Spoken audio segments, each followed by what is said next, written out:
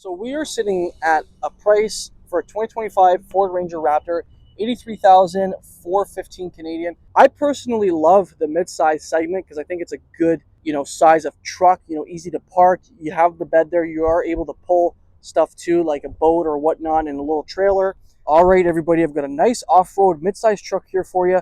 2025 Ford Ranger Raptor in desert sand. And I gotta say, this truck is beautiful from top to bottom. I love the new redesigned Rangers that they did a couple years back compared to the old design, because I just thought it was a little bit more dated, where this one here is a lot more modernized. So let's start right here at the front. We've got beautiful LED C-shaped daytime running lights. You've got performance LED lights. As we carry over to the middle here, we've got the Ford badge in a honeycomb grille. We've got a camera here at the front. Parking sensors all down below. And then we also have fog lights as well. We've got two recovery hooks down there with a skid plate.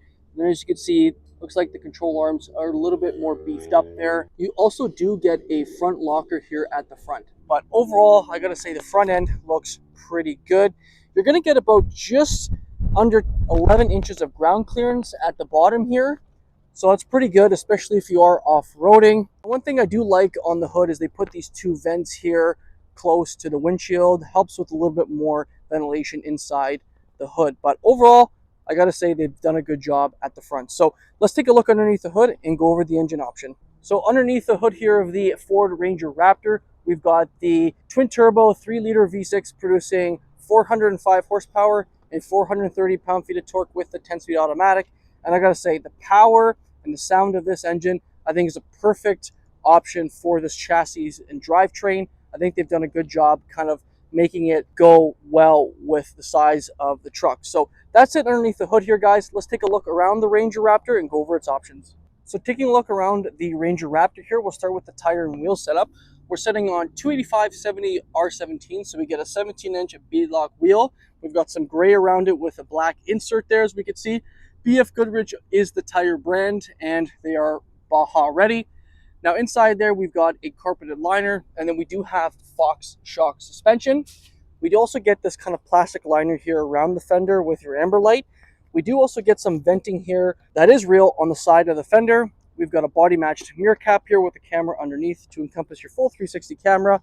Now this is a side profile view of the truck. I personally love the midsize segment because I think it's a good, size of truck, easy to park. You have the bed there. You are able to pull stuff too, like a boat or whatnot in a little trailer. So if you are in the market for a truck, definitely take a look at the midsize trucks.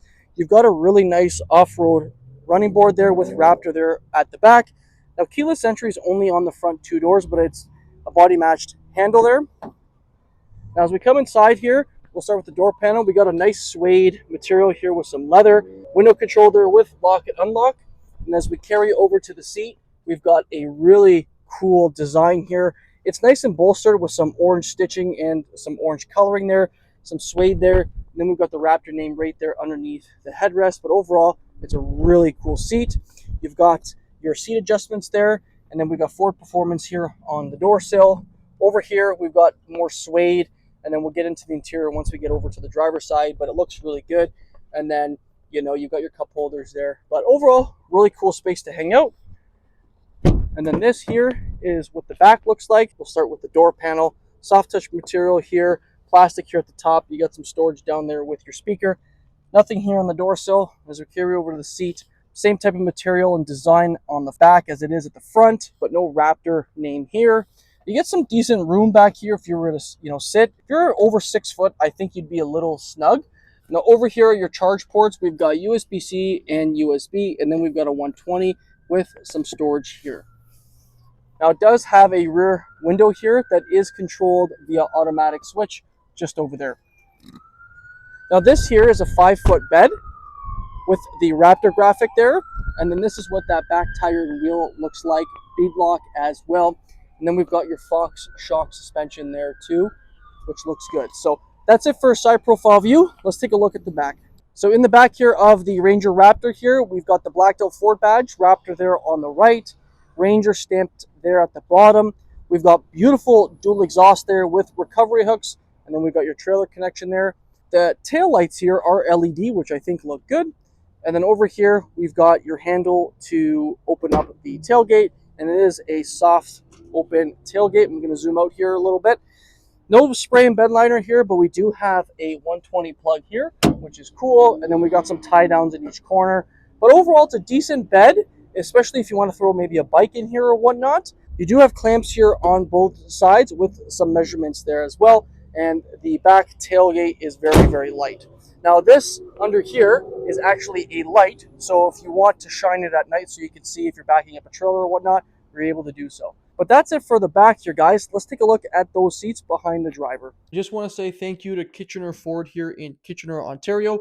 Go see my boy Connor. He'll hook you up with a great deal on one of these units. All right, so hopping into the back seats behind the driver, same type of design and material as it is over on the passenger side. Looks good. You get some of that orange stitching and orange coloring carried throughout the seat. And then again, here are your charge ports here down below. And then you also get a pocket here behind the seat. Over here on the door panel, same design, all soft touch here where basically your arm would sit. And then you have your window control switch here with your door handles. And yeah, pretty basic door panel there. So that's it for the back here. Let's take a look at the front. So taking a look inside the Ford Ranger Raptor here, we'll start with the door panel. So we got a nice soft touch material here, all suede, leather here with some design elements there. Memory seating, which is cool. We've got your window controls here with your mirror controls, and your mirrors are power folding. You've got some storage down below. Over here on the door sill, it says Ford Performance. You got your seat adjustments there. And then again, here on the seat, it looks really cool. You've got some orange coloring with some orange stitching, but the seats themselves are very, very comfy. Over here on the left side of the steering wheel, we've got your tailgate lights here. So your bed lights, your lights here to control, your front lights and whatnot. And that is pretty much it. And then here's your hood latch release. So let's take a look inside and go over its options. So inside the Ford Ranger Raptor here, we'll start with the steering wheel. It's got a nice perforation here on the sides. You've got Raptor there on the bottom. I like the fact that you also get these metal paddles here on the back for shifting. Over here on the left, we'll control your cruise control and adaptive cruise control settings. And then over here on the right of the steering wheel, you're able to control basically your steering settings, suspension, and then if you hit R, it'll go into your my mode settings right there. So if you hit that steering wheel, you can go to steering, normal, comfort, and sport. And then your dampening system, you can go to dampening, normal, sport, off-road. And then you can control your exhaust, normal, sport, Baja, and quiet. So pretty cool settings you got there. But like I said, the steering wheel is nice. I like that kind of center line there as well. Over on the left side, you got your toggle for your turn signals. And then here are your wipers. Now the dash itself, I think honestly looks really good. In a way, I like the suede that they've put here at the top. You've got Bang & Olufsen speakers on the 8 pillars there, but it's not too busy, I would say. You got another speaker here. It's pretty plain Jane, but personally, I like it. There's not much going on up there. One cool thing on the passenger side that I realized is you can actually open this up, right? So you got a little bit more of an upper glove box area, and it fits nicely into the dash. You have some pockets here, and then you also get a lower glove box area. So I think the overall layout of the front dash here looks pretty good. Now this here is your front display screen. So it's all touch screen. You can control your climate control temperatures by moving these knobs here. It is dual zone, and then you can turn the fan up or down here, but pretty much everything's in the screen. So here are your hotkeys. So you can hit this. You can go to radio, phone, navigation, media. So we'll hit navigation. Pretty much takes up the whole screen.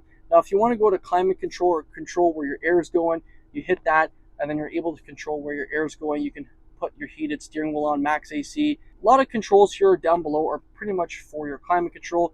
It does not have ventilated seats. It only has heated seats and a heated steering wheel. Surprising at a price, of around $85,000 Canadian for a truck. You'd think that they would put ventilated seats, but unfortunately not in this option. Now, the screen is pretty intuitive. You can hit the car up there. It gives you pretty much your car settings here. And then up at the top are your camera settings. So you can control basically where you want your camera settings on. So you can control, your hitch setting there, front, you got rear, all that kind of good stuff. And then you can turn your parking sensors off. So really cool. You can put a comm screen on, so it just kind of blacks it out. And then you're able to just use your climate control down below and then touch it to resurrect it. Now on the left here, we've got your trailer brake controller and then your push button start. Down here, we've got wireless charging and then more storage here for keys. And then you can actually put something there too as well. You got two cup holders here, which is cool. Now this shifter, very interesting. So this is your manual mode here on the side. I always thought that was your button to actually move it, but the button actually moves the shifters at the front. So you push it and then the thing will move with you, right? Where I'm used to just kind of like those BMWs where you just kind of move it forward a little bit and it goes back into position. But this actually moves with every gear. So very interesting, something to learn. And then your parking brake is here. Now over here are your other controls. Now this here are your parking sensors buttons, so you can click that and turn your parking sensors on or off. Traction control, auto stop start, and then this here is like an off-road kind of cruise control, which is pretty cool. So if you click this, it'll give you your angles of attack and your PSI. You can lock the front diff too, with tons of cool options on here. Over here are your drive modes. So once you go through your different drive modes, you turn it, you got normal, sport, tow haul, slippery, and then we can go to the other side here, off-road, Baja, and rock crawl. So ton of modes there that you can kind of cycle through, and then you have your 4x4 settings there as well. Now if we move over to the center console area here, we can lift that up, you get some more storage here, and then you also get a 12 volt down below. Tons of room, tons of storage, I would say, and honestly, the inside is not too bad. I wouldn't say it's big by any means, but you know what, to fit two people comfortably in here, you'd be okay. Up here at the top, like I mentioned, you're able to slide your rear window, and then you have 6 auxiliary switches up here if you want to add more things, and then your sunglass holder as well. Now that is pretty much it for the inside, guys. I think the interior is pretty cool in a way. You know, it's got a lot of nice tech in it, and it is not that busy, I would say. You know, the screen's pretty big here, but encompasses all of your stuff that you want to use, obviously. So the window sticker is actually just over there. So let's go take a look at that and go over the pricing. So we are sitting at a price for a 2025 Ford Ranger Raptor, 83,415 Canadian. 2025 Ford Ranger Raptor is desert sand, and the only option really is the 800A series with the 17-inch beadlock-capable wheels. So 83,415 Canadian, guys. Let me know what you think about the Ford Ranger Raptor. I personally love the truck, and I totally understand where people are coming from. They're getting expensive, you know, is it worth the money? But it's just going to come down to your preference. Would you go with something like this, or would you rather get a full-size truck? So that concludes this review, guys, and we will see you in the next one. Cheers.